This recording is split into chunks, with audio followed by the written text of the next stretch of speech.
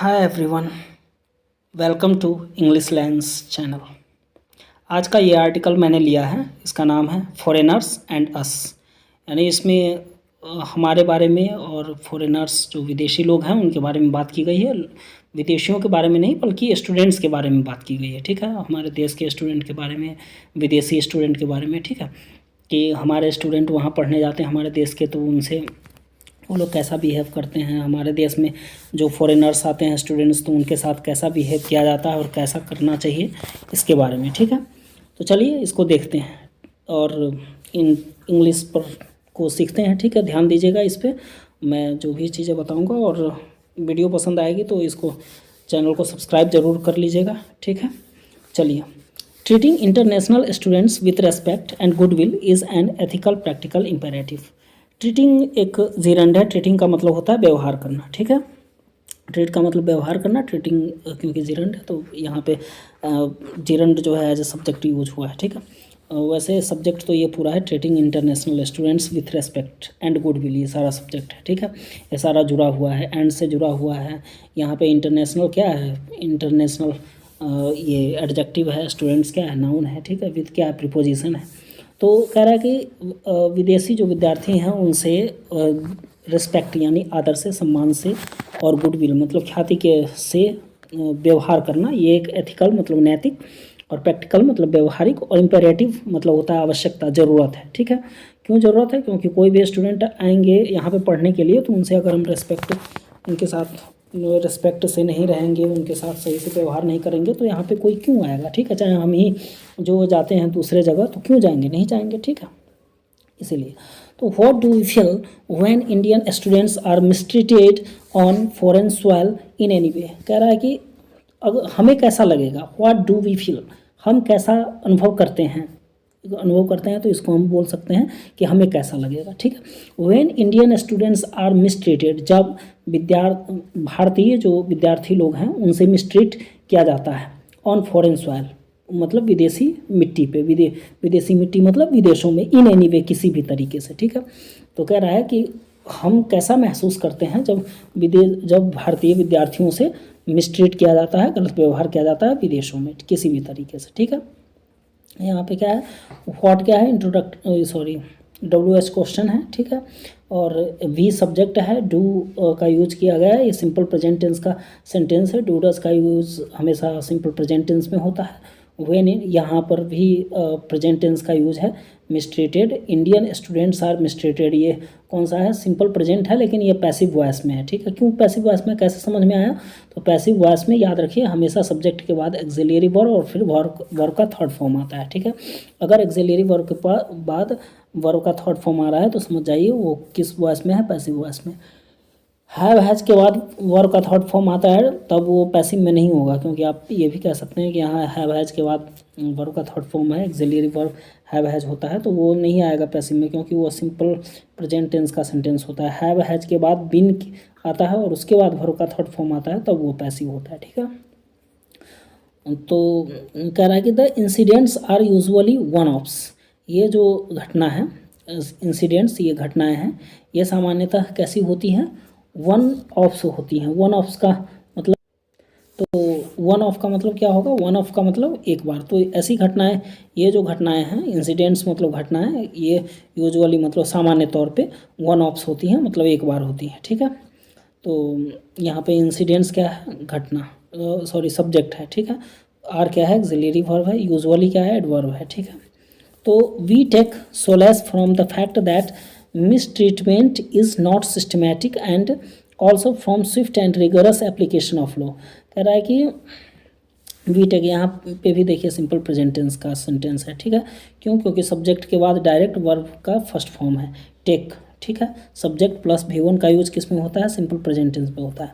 तो हम लोग राहत की सांस लेते हैं, सोलैस मतलब शांत रहते हैं, राहत की सांस लेते हैं, किससे, फ्रॉम द फैक्ट, इस तथ्य से कि मिसट्रीटमेंट मतलब गलत व्यवहार, इज़ नॉट सिस्टेमिक नहीं है, यानी सही नहीं है। ठीक है, सिस्टेमिक मतलब सही नहीं है, अच्छा नहीं है।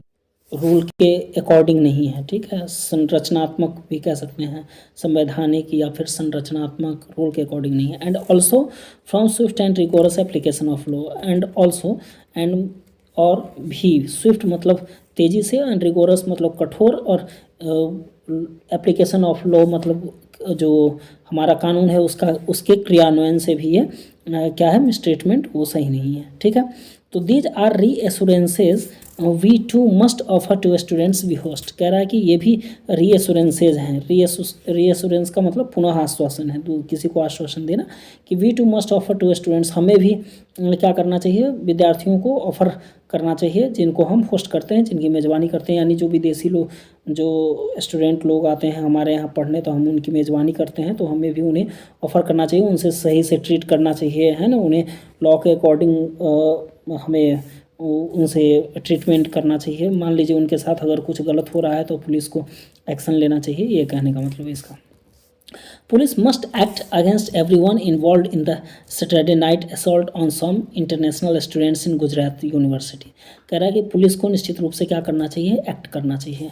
एक्ट मतलब एक्शन लेना चाहिए हर ऐसे के खिलाफ, अगेंस्ट मतलब खिलाफ, एवरीवन मतलब हर किसी के, जो कि इन्वॉल्व थे, शामिल थे, किसमें, सैटरडे नाइट, सैटरडे को रात को जो उन पर आक्रमण हुआ कुछ विदेशी छात्रों पर रात में, असॉल्ट मतलब आक्रमण होता है गुजरात यूनिवर्सिटी में, ठीक है। इस सेंटेंस में क्या है, तो पुलिस सब्जेक्ट है, मस्ट मॉडल एक्सिलरी वर्ब है, एक्ट वर्ब का फर्स्ट फॉर्म है, मॉडल एक्सिलरी वर्ब के बाद हमेशा वर्ब का फर्स्ट फॉर्म आता है। अगेंस्ट क्या है, अगेंस्ट विरुद्ध प्रीपोजिशन है। एवरीवन क्या है, एवरीवन प्रोनाउन है। इन्वॉल्व क्या है, वर्ब है, ठीक है। इन क्या है, प्रीपोजिशन है। सैटरडे नाइट, सैटरडे एडजेक्टिव हो जाएगा यहाँ पे, नाइट क्या है, नाउन है। सॉल्ट आक्रमण, फिर वर्ब है। ऑन मतलब प्रीपोजिशन। सम क्या है, प्रोनाउन है। इंटरनेशनल एडजेक्टिव है, ठीक है। वो सॉरी, सम यहाँ पे एडजेक्टिव नहीं होगा, प्रोनाउन नहीं होगा, एडवर्ब होगा, ठीक है। सम इंटरनेशनल एडजेक्टिव है। स्टूडेंट्स नाउन है। गुजरात यूनिवर्सिटी समझ ही रहे, गुजरात यूनिवर्सिटी क्या है, नाउन है। ऐड क्या है, प्रीपोजिशन है।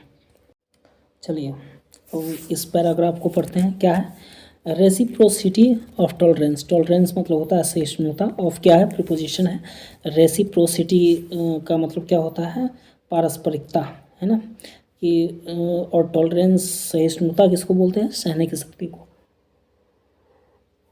तो इस कह रहा है सहिष्णुता की जो पारस्परिकता है उसके बारे में ये इस पैराग्राफ का नाम दिया हुआ है।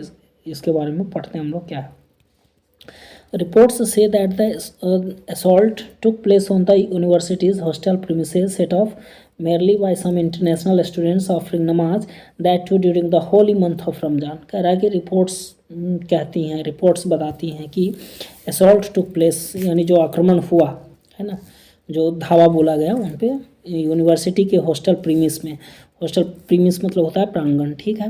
यूनिवर्सिटी का जो हॉस्टल का प्रांगण था उसमें, तो सेट ऑफ मेयरली इसको प्रारंभ किया गया था केवल। सेट ऑफ मतलब होता है शुरू करना, प्रारंभ करना।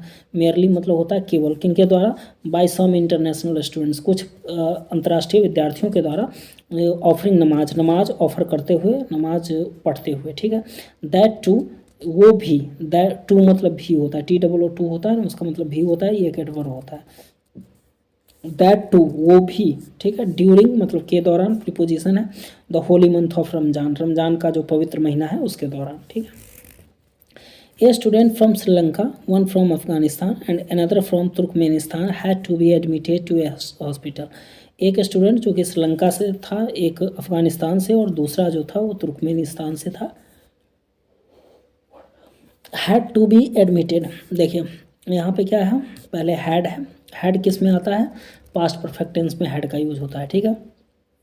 हैड है, फिर टू है, और फिर बी है। बी वर्ब का फर्स्ट फॉर्म होता है, ठीक है। कभी भी TOO आएगा ना तो उसके बाद वर्ब का फर्स्ट फॉर्म ही आता है, ये याद रखिएगा। कोई भी हैव आ जाए या बी आ जाए, ये सारे वर्ब के फर्स्ट फॉर्म होते हैं, ठीक है। और उसके बाद वर्ब का थर्ड फॉर्म है, ठीक है।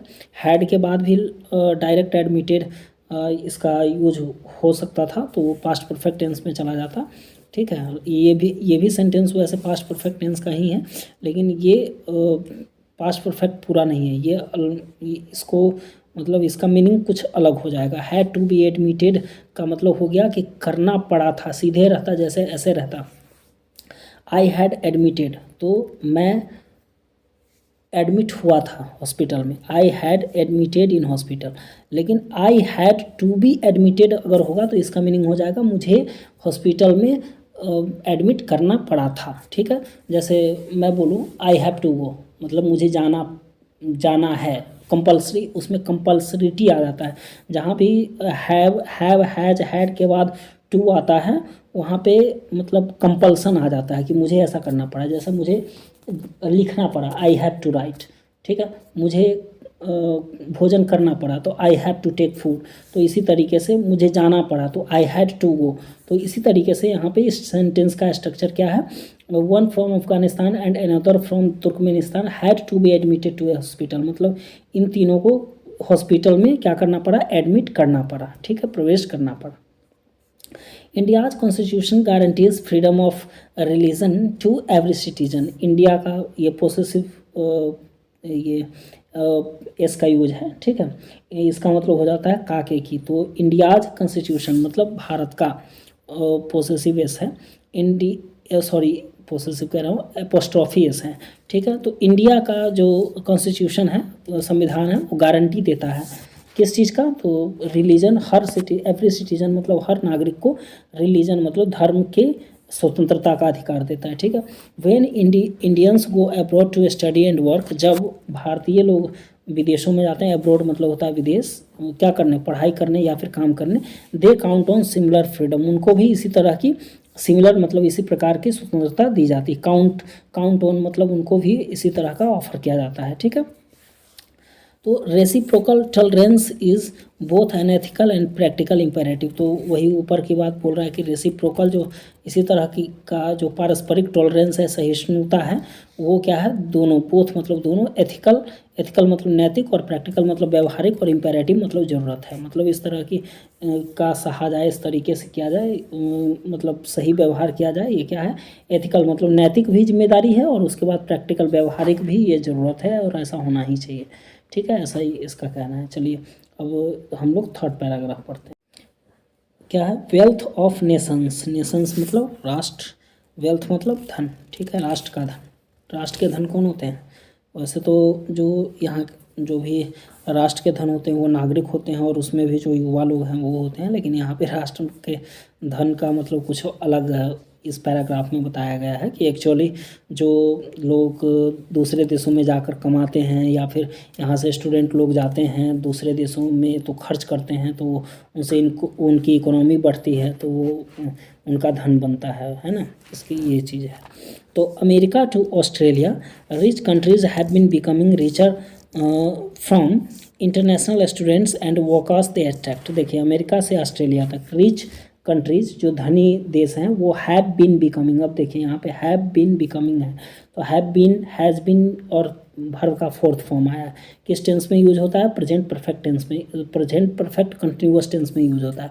प्रेजेंट परफेक्ट कंटिन्यूअस टेंस का मतलब क्या होता है कि प्रेजेंट परफेक्ट कंटिन्यूअस टेंस में कैसे सेंटेंस आते हैं, तो ऐसे सेंटेंस आते हैं जिनमें कि काम पहले शुरू हुआ और अभी भी चल रहा है, और वो चलता रहेगा, आगे जाकर ख़त्म होगा। ठीक है, तो अमेरिका से ऑस्ट्रेलिया तक जो रिच यानी धनी देश हैं वो बिकमिंग यानी बनते जा रहे हैं। क्या, टीचर मतलब धनी, बनते जा रहे हैं यानी पहले भी बन रहे थे, अभी भी बन रहे हैं और आगे भी बनते रहेंगे। तो इस तरह के सेंटेंसेस के लिए यूज होता है परफेक्ट कंटिन्यूअस टेंस का, चाहे वो प्रेजेंट में हो, चाहे पास्ट में हो, चाहे फ्यूचर टेंस में हो। ठीक है, तो बनते जा रहे हैं फ्रॉम इंटरनेशनल स्टूडेंट्स, किन से, तो अंतर्राष्ट्रीय विद्यार्थियों से, एंड वर्कर्स से, मजदूर लोगों से, दे अट्रैक्ट जिन्हें वो अट्रैक्ट करते हैं, आकर्षित करते हैं। दे मतलब वे मतलब ये देश, और अट्रैक्ट करते हैं, आकर्षित करते हैं। तो यहाँ पे दो टेंस का यूज है। इस वाले यहाँ से यहाँ तक का जो सेंटेंस है, वर्कर्स, अमेरिका टू ऑस्ट्रेलिया से लेकर वर्कर्स तक, तो इसमें प्रेजेंट परफेक्ट कंटिन्यूअस टेंस का यूज है, और फिर ये दूसरा सेंटेंस है दे अट्रैक्ट, इसमें सिंपल प्रेजेंट टेंस का यूज है। ठीक है, the enrichment is economic and culture and also geopolitical. कह रहा है इनरिचमेंट जो होता है समृद्धि, इनरिचमेंट मतलब समृद्धि, समृद्धि जो होती है वो इकोनॉमिक भी होती है यानी आर्थिक है, कल्चरल है यानी सांस्कृतिक है, और जियोपॉलिटिकल भी है यानी भू राजनीतिक भी है। ठीक है, foreigners campus experiences ultimately build up to enduring diplomatic benefits. Foreigners मतलब विदेश के जो कैंपस एक्सपीरियंस है, कैंपस का अनुभव है, वो अल्टीमेटली मतलब अंततः बिल्डअप मतलब बनाते हैं क्या, इंड्योरिंग मतलब टिकाऊ, डिप्लोमेटिक मतलब कूटनीति संबंधी, बेनिफिट्स मतलब फ़ायदा। ठीक है, तो जो फॉरेनर के जो कैंपस एक्सपीरियंस हैं वो अंततः क्या करते हैं, जो डिप्लोमेटिक यानी कूटनीति संबंधी जो फ़ायदे हैं उनको बनाते हैं। ठीक है, कूटनीति संबंधी फ़ायदा का मतलब क्या, कि हमको अगर किसी देश से काम है, कोई काम है, तो हमारा वो देश आराम से करवा देगा, जो हमारा हेल्प कर देगा, यानी एक तरह से कह सकते हैं दोस्ताना संबंध बनाना, वो कूटनीतिक संबंध होता है। ठीक है, recognising its soft power shortfall on this front, China has been powering big subsidies into attracting foreign students who now total nearly 500 million। कह रहा है रिकॉग्नाइजिंग, यहाँ पे जिरंड का यूज है। रिकॉग्नाइजिंग एक जहाँ भी वर्ब ये एज ए नाउन यूज होता है जिरंड का, मतलब वर्ब में आईएनजी लगा देते हैं ना, तो वो एज ए नाउन बहुत जगह काम करता है, तो उसको जिरंड बोलते हैं। ठीक है, तो recognising its soft power shortfall मतलब इसके सॉफ्ट पावर शॉर्टफॉल मतलब कमी को पहचानना। ठीक है, सॉफ्ट पावर मतलब जो ऐसी शक्ति जो कि सॉफ्ट हो यानी मुलायम हो, इस टाइप का। मुलायम शक्ति का मतलब होता है कि बातचीत वाली शक्ति। यहाँ पे जैसे हम अमेरिका है, किसी को बातचीत में कुछ कह देता है, जैसे मान लीजिए कि अमेरिका इंडिया को कह दिया कि आपको ऐसा करना है तो हम लोग ऐसा करेंगे, तो वो उसकी शक्ति सॉफ्ट पावर है, क्योंकि अमेरिका की बातों को जल्दी से कोई नकार नहीं सकता, क्योंकि अमेरिका पावरफुल देश है। ठीक है, तो वही सॉफ्ट पावर है। तो recognising its soft power shortfall मतलब कमी ऑन दिस फ्रंट, इस मोर्चे पे, फ्रंट मतलब मोर्चा। ठीक है, China has been powering big subsidies into attracting foreign students. फिर देखिए यहाँ पे हैज़ बिन प्लस V4 का यूज़ है, यानी ये प्रेजेंट परफेक्ट टेंस का, प्रेजेंट परफेक्ट कंटिन्यूअस टेंस का यूज़ है, यानी ये काम पहले शुरू हुआ, अभी भी चल रहा है और आगे भी चलेगा। तो China has been powering big cities मतलब चाइना जो है वो क्या कर रहा है, बड़ी मात्रा में सब्सिडी देता आ रहा है, सहायता देता आ रहा है किनको, इनटू अट्रैक्ट करने के लिए मतलब आकर्षित करने के लिए फॉरेन विदेशी विद्यार्थियों को। Who now total nearly 500 million, जो अब कितने हो गए हैं, टोटल लगभग 500 million हो गए हैं। 1 million होता है कितना, 10 लाख, तो 500 million मतलब 5 lakh. This is a number India hopes to achieve by 2047। ये एक ऐसा नंबर है जिसको भारत को आशा है कि ये अचीव कर लेगा 2047 तक।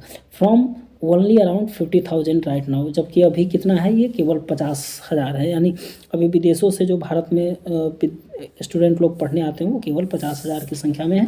2047 तक 5 लाख तक होने की संभावना है ऐसे स्टूडेंट की जो विदेशों से भारत में पढ़ने आएंगे। ठीक है, तो ये वीडियो लंबी हो गई होगी, रहने देता हूँ, यही लास्ट वाला छोड़ देता हूँ। ठीक है, वीडियो अगर पसंद आएगी तो लाइक ज़रूर कर दीजिएगा और सब्सक्राइब कर लीजिएगा, और अगर आप लोग चाहेंगे कि पूरा मैं पढ़ाऊँ तो इसके लिए आप लोगों को कमेंट करना होगा, बताना होगा, तो मैं अगली बार से पूरा पढ़ाया करूँगा। चलिए, गुड नाइट।